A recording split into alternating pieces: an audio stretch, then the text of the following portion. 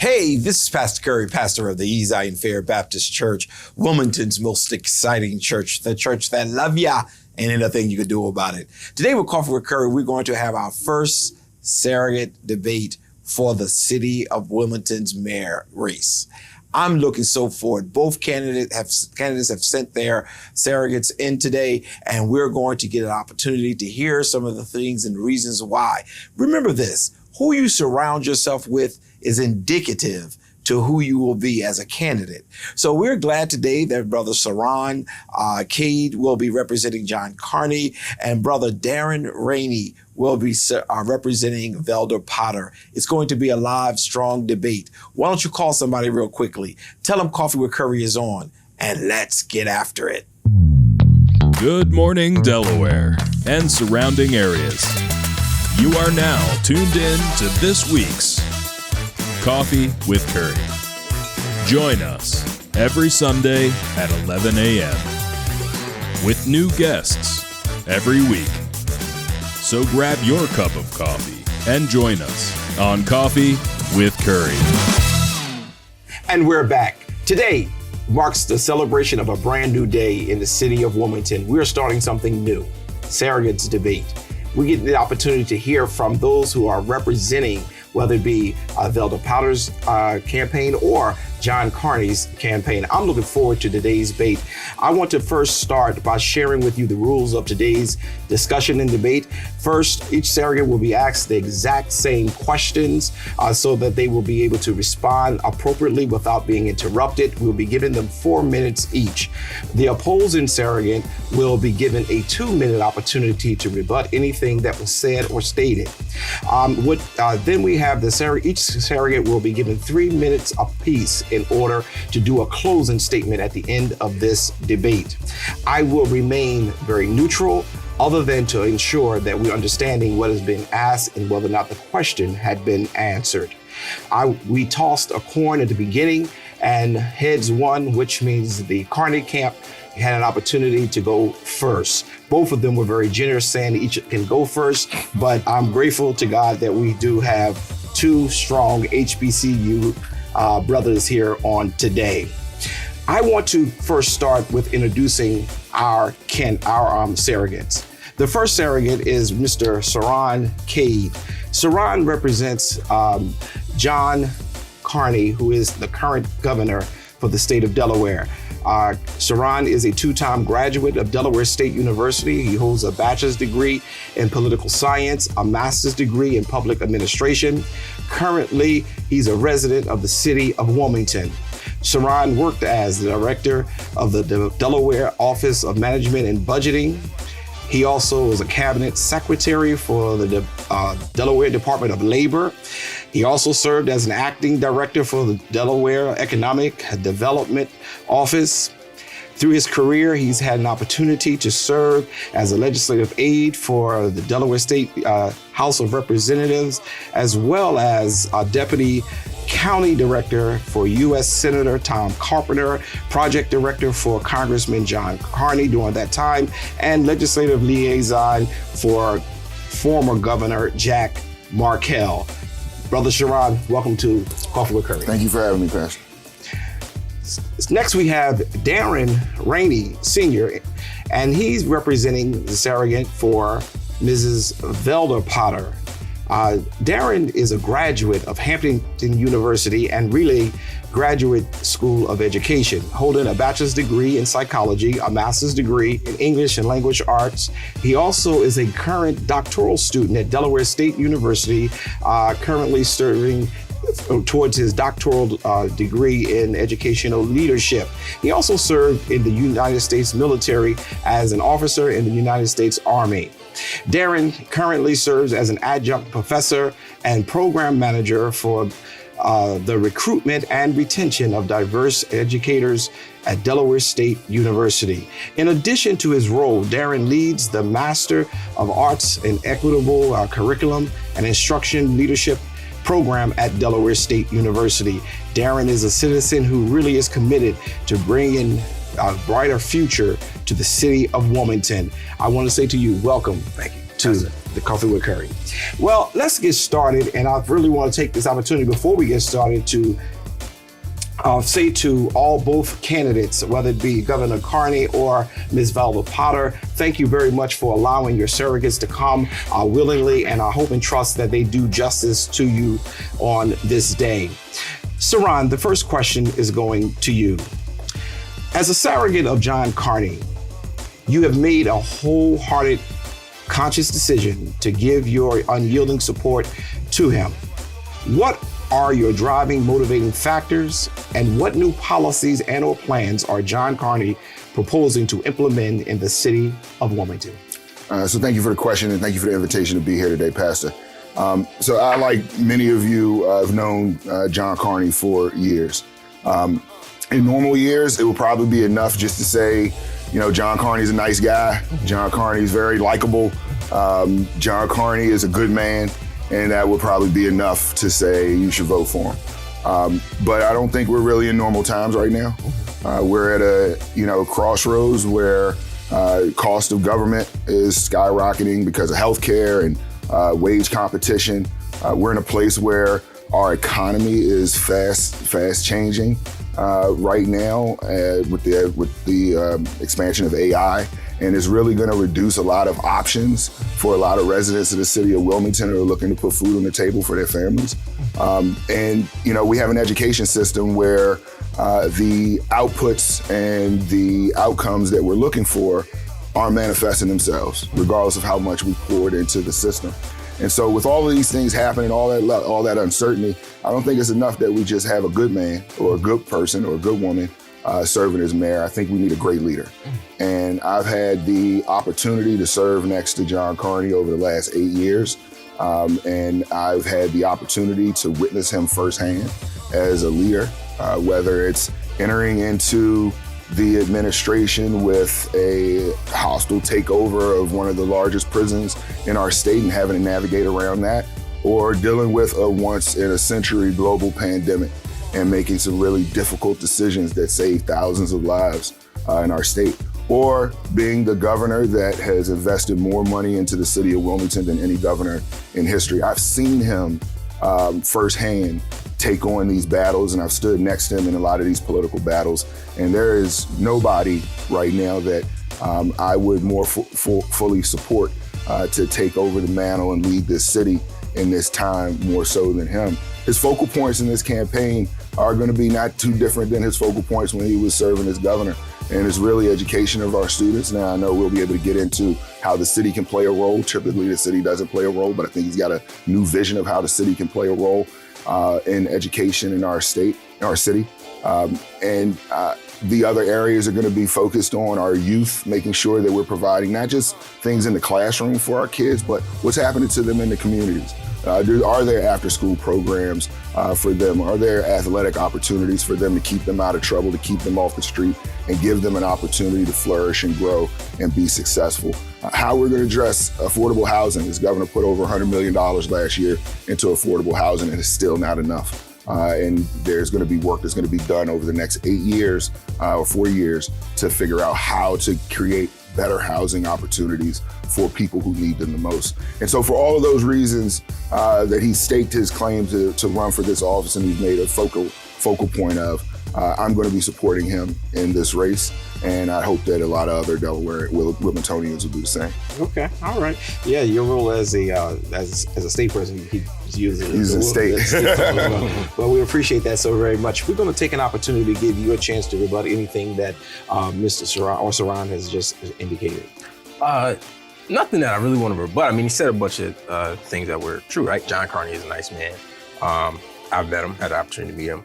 But I think that when we look at the leadership practices or the leadership within the state, we look at where we are economically, we look at where we are as far as education, right? And the policies that have helped shape where our current reality.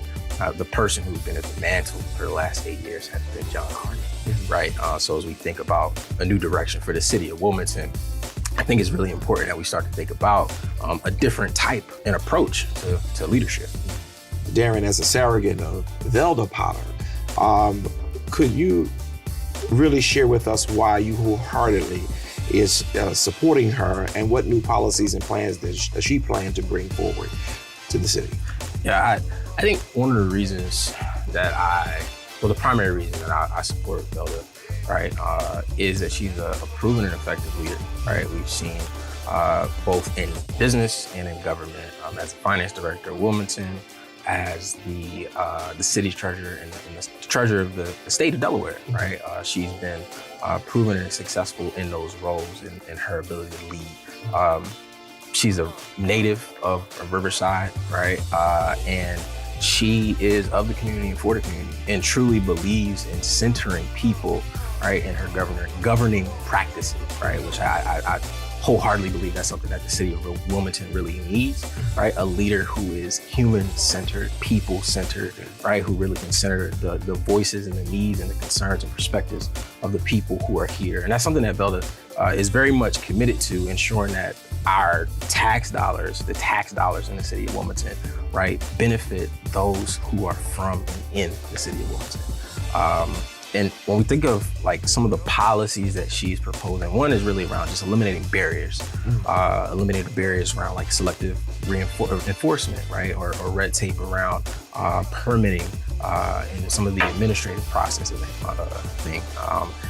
She's really focused on lifting people up. So focusing on education and the role that the city can take on education, right? Really thinking about this idea of local control of education in Wilmington, right? Which currently hasn't existed for a very long time.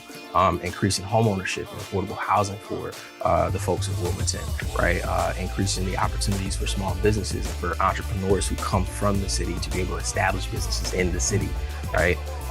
And focusing particularly on our youth, understanding that our youth is the next generation of leaders in our city, right? And really harnessing their power, right? Through education and empowerment of our youth for them to be able to step up and lead in the city. And these are some of the reasons why I support Velda and believe that she is the best candidate for the mayor of Wilmington. Thank you so very much. All right, Mr. Cerron, you have had an opportunity to hear his reasoning. Is there any rebut to that? So one thing that I would push back on, and I like Darren, other than him being a Hampton grad, you know, but he is at DSU's doctoral program, so we'll give him a little bit of leeway on that. But one thing I'll push back on is the idea of John Carney being in this position for the last 8 years. And I think it's important that we point out that the problems that we're talking about didn't just arise over the last 8 years. These problems have been here for decades. And what I think John Carney has done over the last 8 years is he's laid a foundation to address many of these. You mentioned the lack of local controls. John Carney, who knocked on doors, went to every single school district in the city of Wilmington to force them to put together the Wilmington Learning Collaborative, which is going to force all of the school districts in the city of Wilmington to work more collaboratively to serve the schools in the city. It's the closest thing that we've had in a very long time to the Wilmington School District. It was John Carney who led that process and pushed for that. It's John Carney who's been pushing behind the scenes, and we finally see we've made some headway in getting Christina School District out of the city of Wilmington. It's John Carney who went down to Dover and fought for over $90 million to build a brand new school, first time in the last 50 years in the city of Wilmington, named after a great mentor of mine, a fraternity brother of mine, the late Miss Maurice Pritchett. And so these are things that, and also before I forget, $60 million in a new weighted student funding model that was created during his administration to provide funding for low income and English language learners. And so it's the foundation that he's created that the next administration in the governor's office, as well as the next mayor, are going to have significant tools at their disposal to address many of these problems in our education system. And it's because of the work that he's done. It's a relay race with some of these hard, long fought problems and issues. And I think John Carney has run a heck of a leg over the last 8 years and handed the baton off to another administration in the governor's office. But it's time that we pass it to him so that he can continue the race for the city of Wilmington.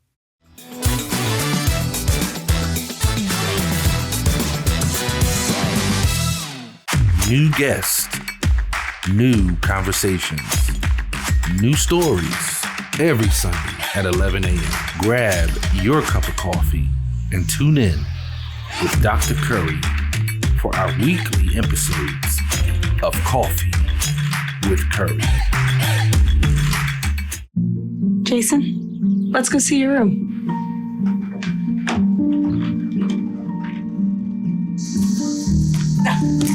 No, that's not right.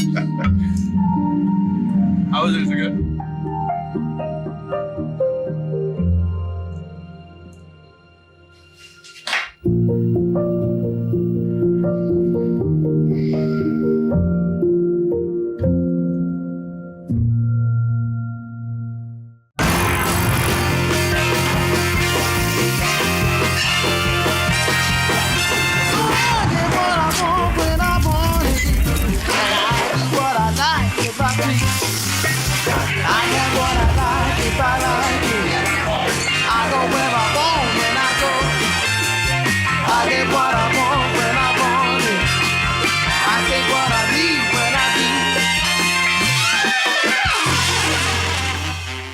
We need volunteers, we need mentors, and we need sponsorship. So please think about donating to Duffy Soap. Go on our website, duffysoapinc.org, and donate that way. You can call us at 302-652-3532. We can take your payment over the phone. You can mail us a check at 100 West 10th Street, Suite number 9, Wilmington, Delaware, 19801. Also, you can donate your time. If you don't have money, donate your time. Come help us with the garden. Help us mentor or help be a tutor, things like that. So please think about donating to Duffy Soap.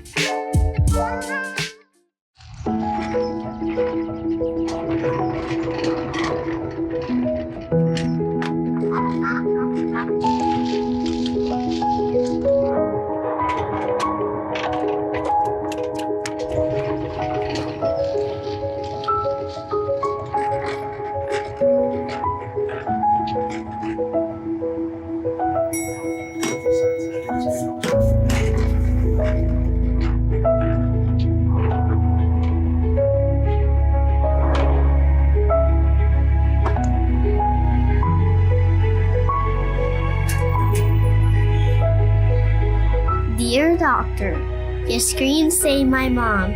You can keep my screens now.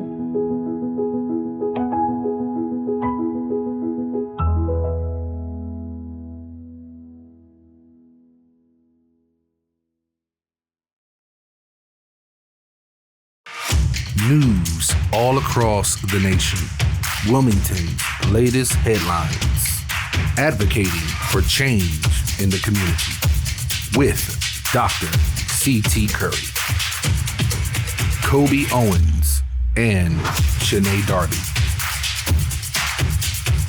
Tune in to The Source every Sunday at 5 p.m.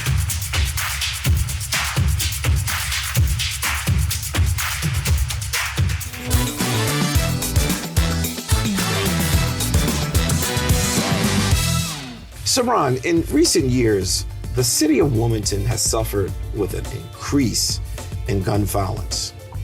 As a matter of fact, the United States Surgeon General has declared gun violence as a public health emergency.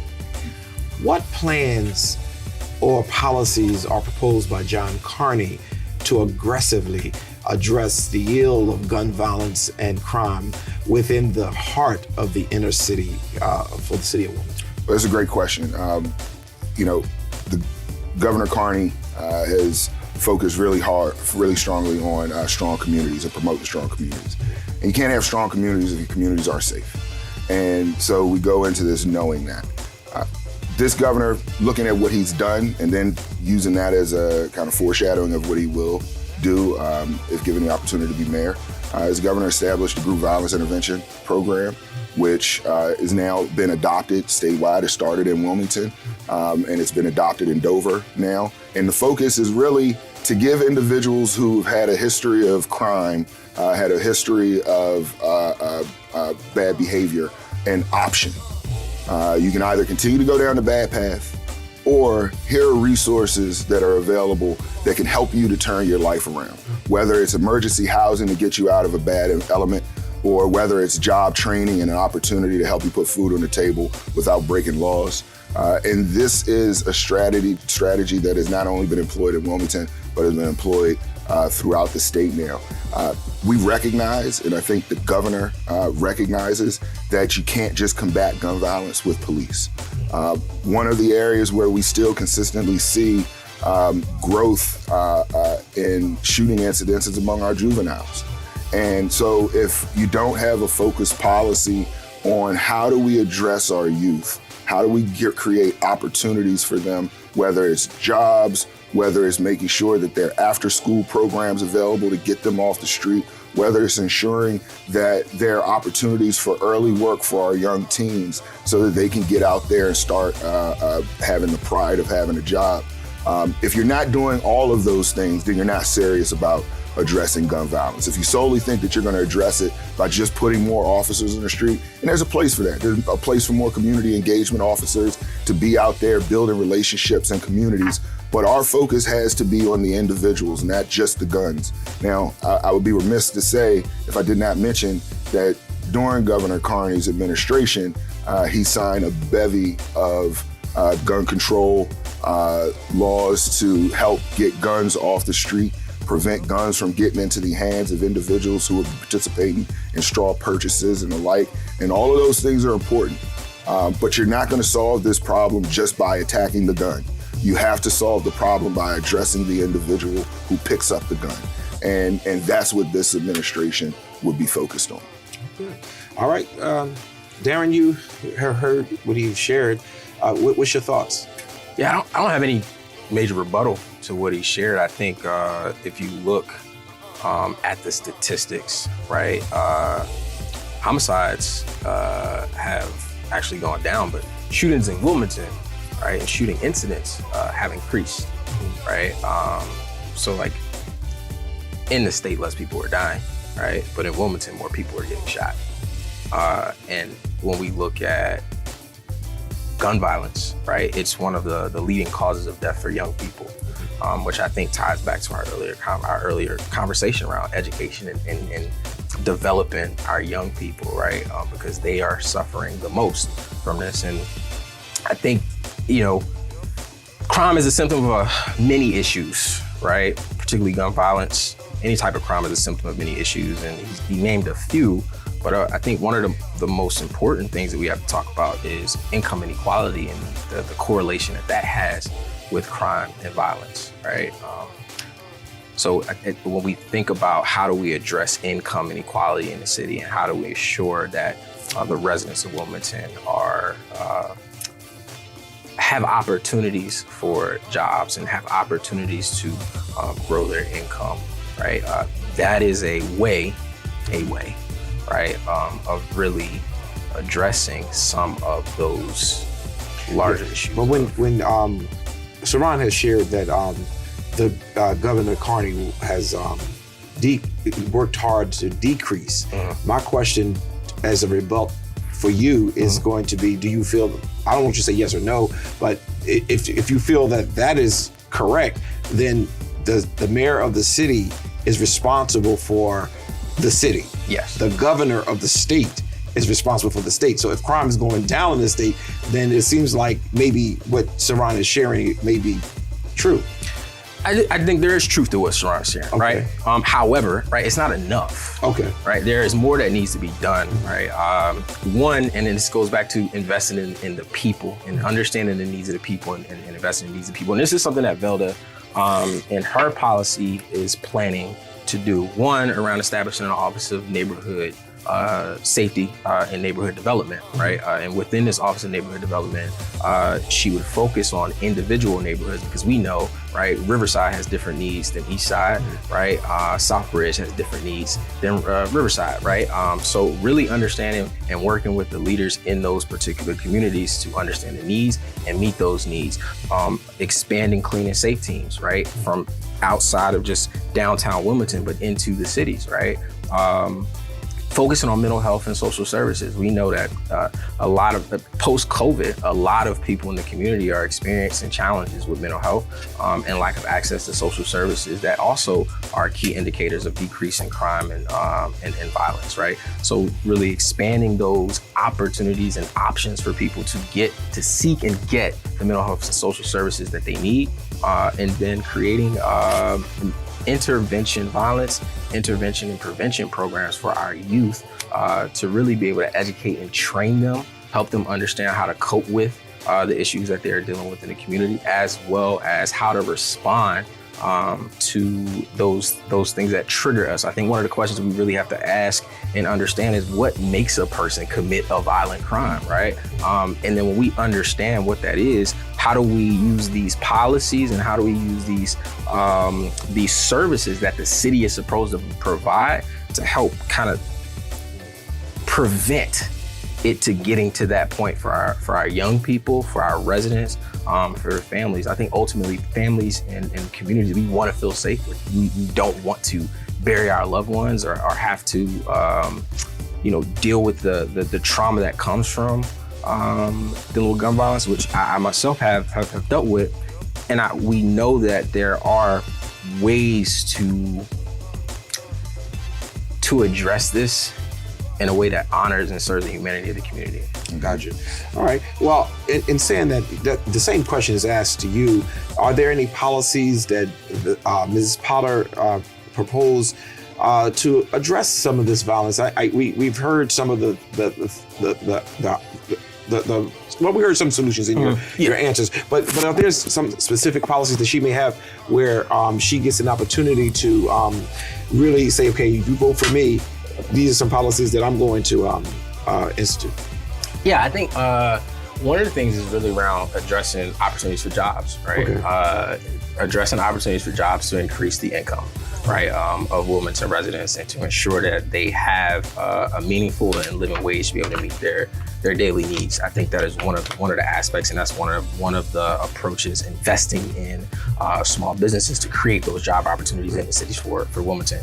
I talked a little bit about the violence prevention and intervention efforts that kind of also speaks to what Cerron named earlier around like after school programs for young children, right? Giving children something to do. As an educator, one of the things that I know is that when young people have something to do and they are actively engaged, they're not out in the street doing things that could be detrimental to their and other people's health, right? So investing in after-school programs, investing in community programs and community resources that support young people, and then again, our mental health and social services. I think that's one of the top priorities of the Velda Jones-Potter campaign, right? Is ensuring that those mental health services are available to our young people. So when they are going through things, that they have an outlet, someone to talk to, someone to provide the coping mechanisms and skills, so that they don't resort to violence when they feel that is their only option. I think ultimately, like people, when someone resorts to violence, right, it's often because they feel like they have nothing to lose. Okay. And what Velda is approaching through her policy initiatives is giving the people something, right, so that it doesn't, that there is something that we have to lose, and we think twice about the decisions that we make as individuals before we resort to violence.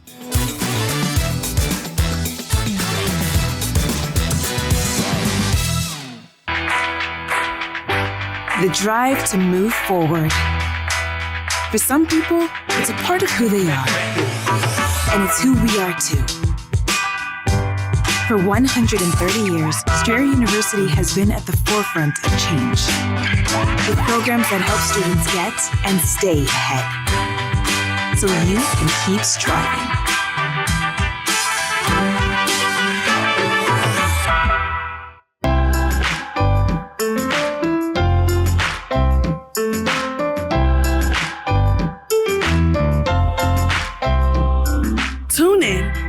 Ezion every Sunday for our worship services. Join us at 9 a.m. on YouTube and Facebook Live by typing Ezion Fair Baptist Church.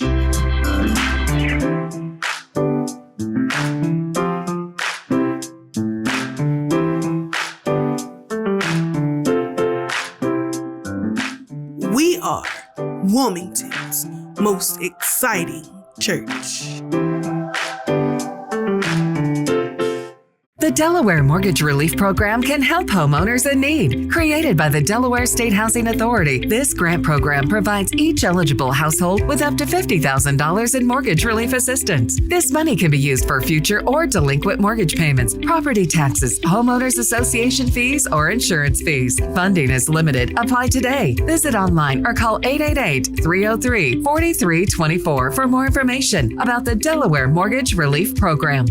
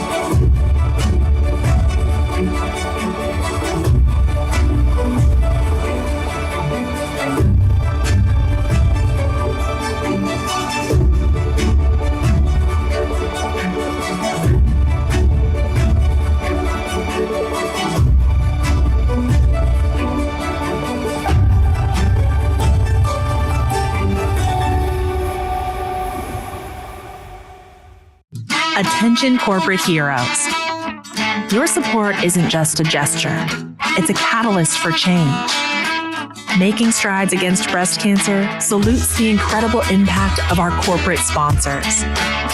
Your partnership fuels the engines of progress, helping us pave the way towards a breast cancer-free world.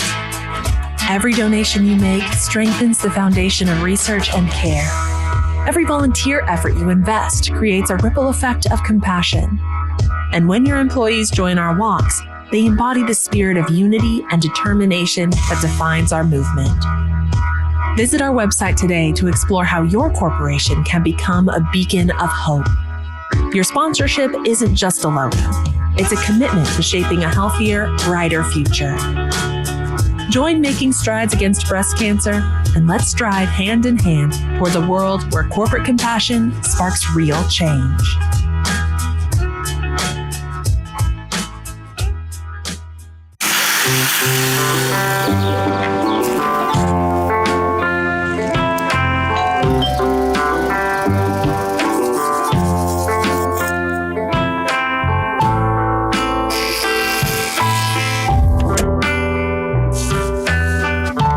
The American Cancer Society's Hope Lodge communities offer a free home away from home, closer to cancer care. People are meant to be together.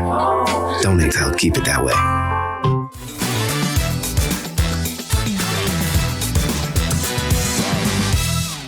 We're going to now move to our third question, and our third question deals with across the country and specifically within the city of Wilmington, there is a true, and this question is to you, Cerron, there is a true shortage of affordable housing. Absolutely. For real low-income people. When I say real, I mean, because sometimes it goes by the medium of the community, and sometimes you got a couple of people in the community who make big bucks, and it goes up. But there's a shortage for affordable housing. And over the past few years, there's been an influx of moderate to high income of units being built. Especially some of the people in the inner city will say that, you know, on the riverfront there's plenty of housing, but in the city, in inner city there isn't. Does John Carney see this as a problem is my first question. And if so, what plans will he be proposing to rectify? And if not, why? Yeah, so that's a really great question, and it's very timely. When you ask, does John Carney believe that this is a problem? We've got about 7 budgets or 8 budgets that we presented so far. The last one, FY24, Governor invested over $100 million into affordable housing programs, not just to create new affordable housing opportunities, but to preserve existing affordable housing units that were going to go back to market rate. And individuals who were in those units would have to figure out how to cover that cost. That was a significant investment, but I'm not going to sit here and act like that was enough, because as was mentioned before, it's not enough, which is why John Carney is running for mayor right now, because we still have more work to do. One of the focal areas that we have to make is expanding some of our existing housing programs from just subsidized rental to actual home ownership opportunities for those individuals who are participating in those programs. As was mentioned before, the solution to a lot of social ills is a good paying job. That solves a whole lot of problems for a whole lot of people. And one of the problems that it does address is giving an individual a fighting chance to be able to afford that 2-bedroom apartment or that townhouse so that they can raise their children in a safe environment. And so those are two areas where I think we can make a little bit of headway. The other area, we've got a lot of vacant properties that are sitting on the sidelines right now. We need to figure out how to get those properties back into the game. Those properties could be opportunities for affordable housing for city residents, but right now they're not serving anybody's purpose. In fact, they're a blight to our neighborhoods because we've got landlords, some of which may not even live in the state right now, who are not caring for them and are allowing them to stay as a part of a problem rather than being a part of the solution. And so we're gonna have to wrap our head around how we can get these vacant units back out into the marketplace to get them back into the game. One of the ways to do that is utilizing the land bank. This past budget, the governor was successful in getting the legislature to put $1.5 million toward the land bank. Another area, at Southbridge, right down the street, tearing down Elmer Palmer and pushing to get using ARPA funding from the pandemic to build new affordable housing units on the site that Palmer used to be. We don't have to guess where he's going to be in these areas. We kind of know because we've seen how he's operated and what's kind of motivated him and what's driven him. So while we do, we have a growing city, and as I mentioned before, we're at a crossroad. It's good that individuals who can afford to live in Wilmington are moving in. That's a positive thing. I don't want to for 1 second, make it seem like that's a bad thing, but it's not enough. We need mixed income housing.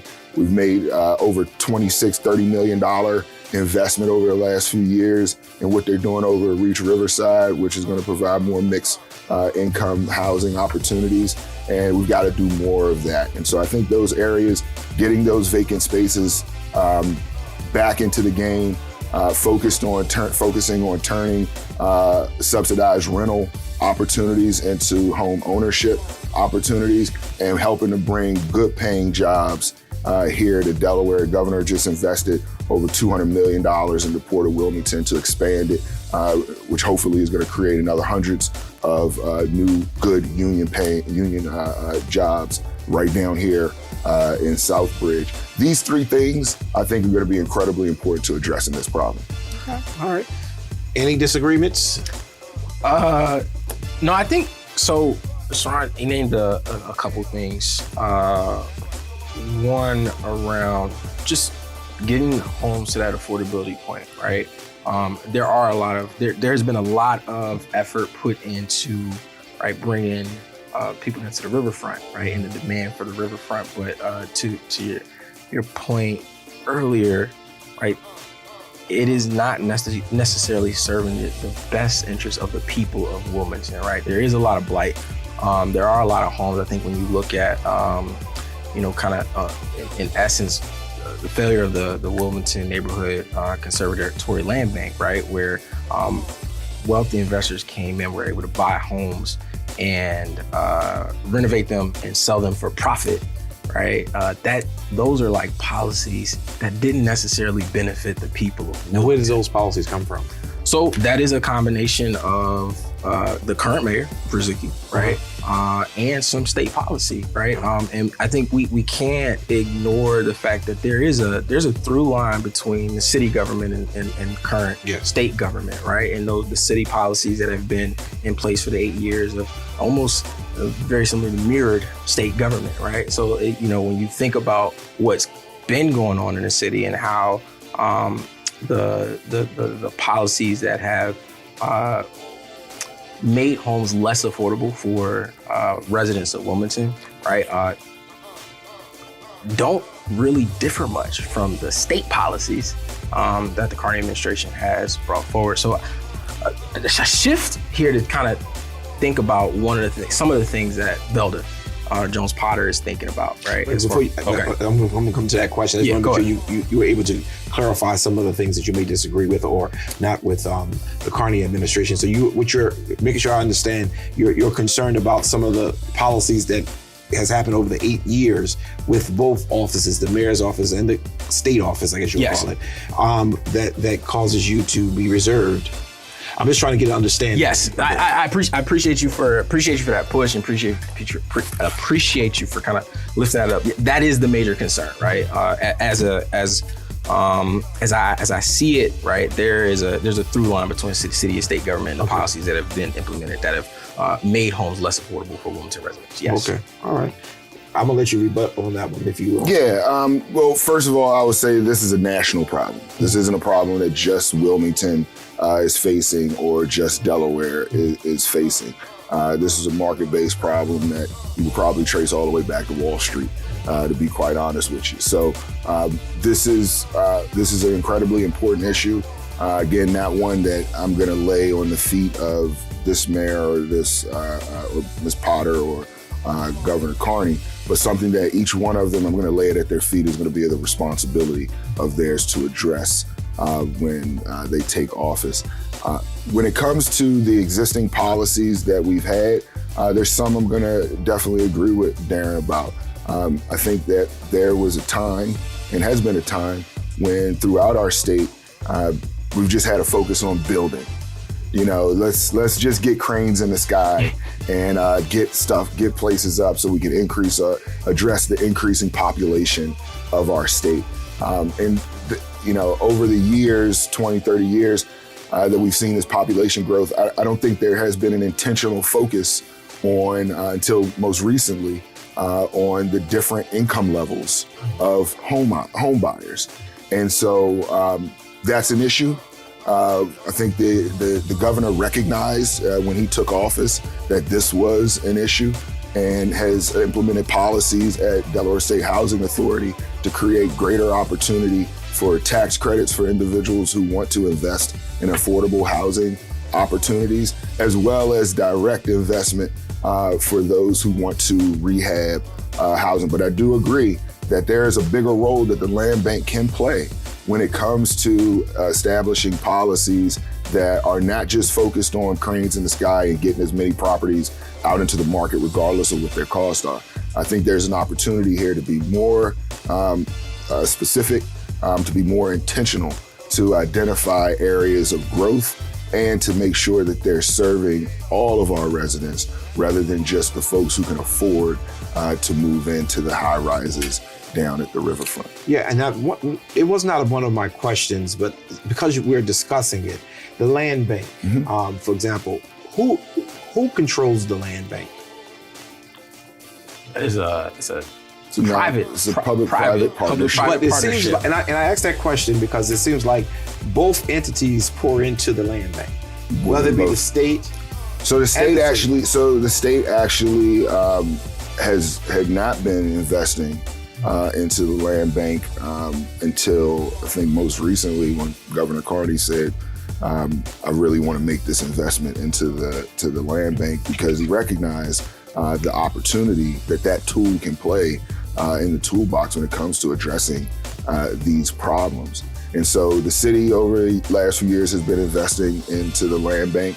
They got it off its feet, and I'm sure it's done some good work in targeted areas of the city that the administration is focused on. But I think in the next administration is going to be an opportunity to take a new look at the land bank and what it's capable of, not necessarily just what it's done, but what it can do.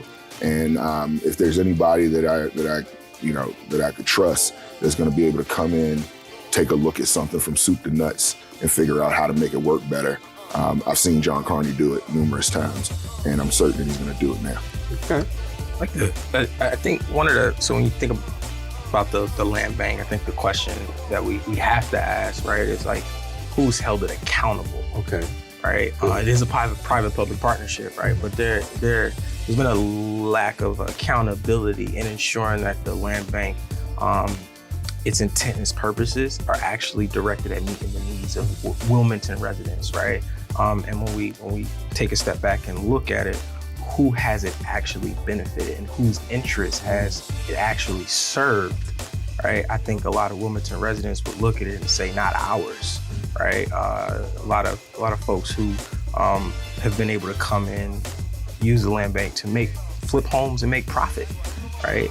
And that profit has not been poured back to the city, right? To support the taxpayers of the city whose tax dollars invest in the land bank. So I think that's a question that we have to ask.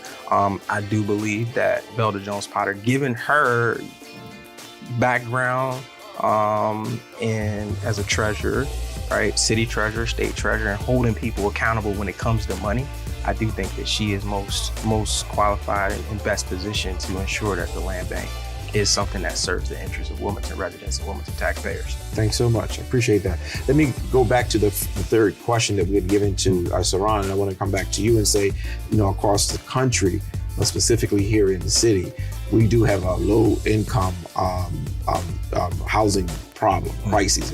It's across everywhere. But beyond the riverfront, is there any policies or procedures or thoughts that Mrs. Potter has that will help us to know that she would help in this low-income, affordable housing dilemma we're in? Yeah, so there's a couple. One is eliminating exclusionary zoning, right, and discretionary zoning. Is something that Velda has proposed.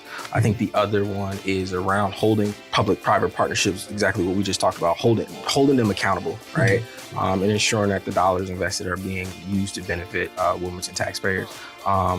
Another thing we've realized, right, given this shift to remote, right, is that there are a lot of office space, office buildings that are available, right? So looking at converting office to apartments, right, to create more affordable housing. There are also some areas when we think about, so like that kind of deals with the supply, the market issue, right? But there's another side to this, and that's the income issue, right? There's a lot of barriers that currently exist to income, right? When I think about, for myself, right, how am I gonna pay my mortgage, my rent, right? I have to think about my gas costs, transportation costs, right? Childcare costs, all those things factor into affordability, right? So when we think about the barriers, some of the policies that Velda is looking at is how do we reduce barriers to income so that we can ensure that people have just the income, right? How do we reduce childcare costs? How do we increase training opportunity and job training so people get more well-paying jobs, right? And have increased income. How are we engaging in tenant advocacy, right? To ensure that landlords aren't spiking the rent, right? Which we've seen over COVID, right? That kind of, we saw the cost of rent outpace the average income. Both, and that's not just a Wilmington issue, that's a national issue, right? So looking at policies and implementing policies and investing city dollars into reducing those barriers to income so that our residents can afford it, right? And then looking at those private and public partnerships and those opportunities to increase not the demand, but to increase the supply. Thank you, Cerron, to increase the supply. So you then get more supply and you get people who have more income to be able to take advantage of that increased supply. Okay, all right. Any rebuttal? No, I mean, I think we're in unison in kind of what we think the tools to solve this problem are. I think the land bank stands out as a tool that can be used, sharpened to solve this problem. I think that there are existing programs that are in state government that can be deployed, tax credits to incentivize developers to develop affordable housing opportunities. I think that there are opportunities to, even for those who are building some of the nicer, more less affordable units, to incentivize them or encourage them to add a percentage of affordable units into the properties that they're building and developing. I think these are opportunities that this next administration is going to have, and these are things that this governor, soon to be hopefully mayor, has been focused on. Yeah. Okay. Well, we're going to take a quick commercial break, and we're going to come right back.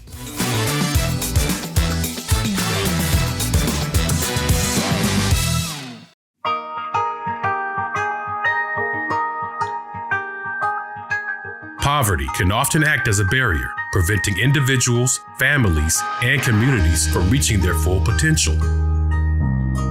In communities facing persistent poverty and high unemployment rates, the Community Economic Development Program, or CED, invests in local businesses and helps create and expand job opportunities.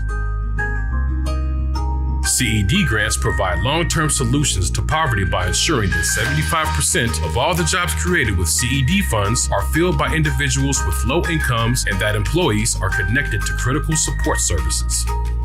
All jobs created with CED funds are intended to be high-quality positions that provide living wages, paid leave, fringe benefits, and opportunities for career growth to truly help individuals achieve economic self-sufficiency.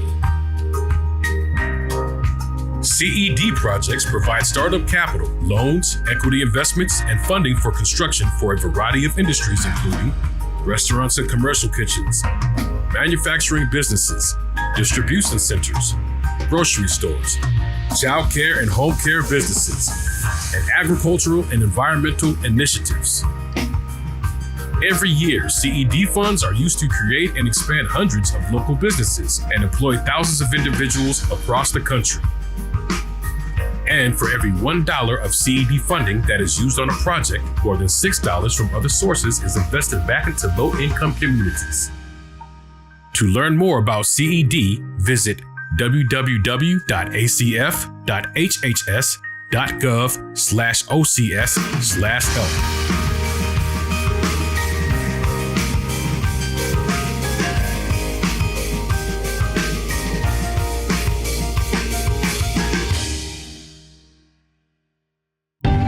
Cancer Treatment Centers of America is now City of Hope, creating one of the leading cancer care and research networks from coast to coast, providing more of what you need.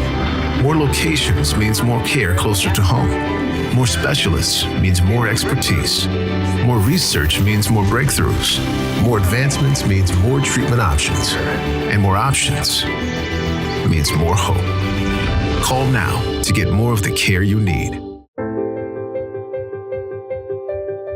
As a mom, I want my kids' lives to be filled with joy and possibility, and I want that for every kid. That's why I support No Kid Hungry. They work in schools and communities to make sure every kid gets the healthy meals they need. Please join me in supporting No Kid Hungry for all kids. Thank you!